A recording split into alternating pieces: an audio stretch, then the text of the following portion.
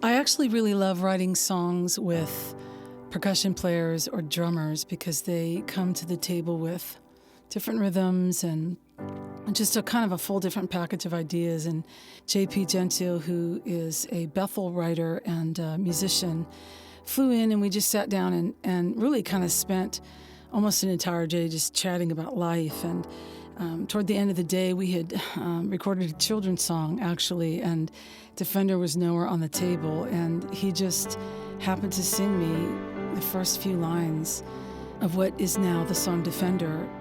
I just kind of was caught by really the line that God comes back with the head of our enemies. You know, it's a line that I love that concept. I think it was that line that really shook me or caused me to really want to know more about the song. Jesus, you know, when he's speaking in the first of Genesis and he's talking about what the coming one will do, he says that he'll put the heel, his heel to the head of the serpent.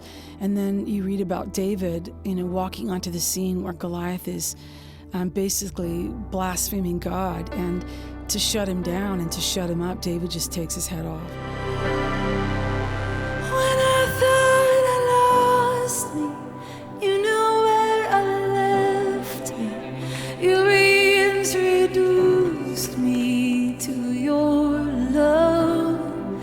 You picked up all my pieces, put me back together.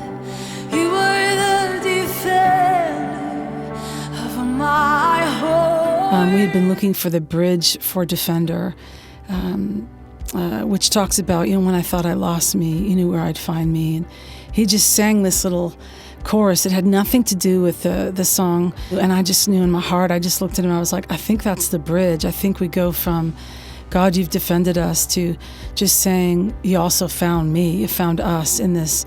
And so I think for me, there are moments in my life that where you think that, you know, the enemy's just there. He's just always just kind of making fun of you. He's always yelling at you. He's at every turn with whatever you do, you feel like there's this fight.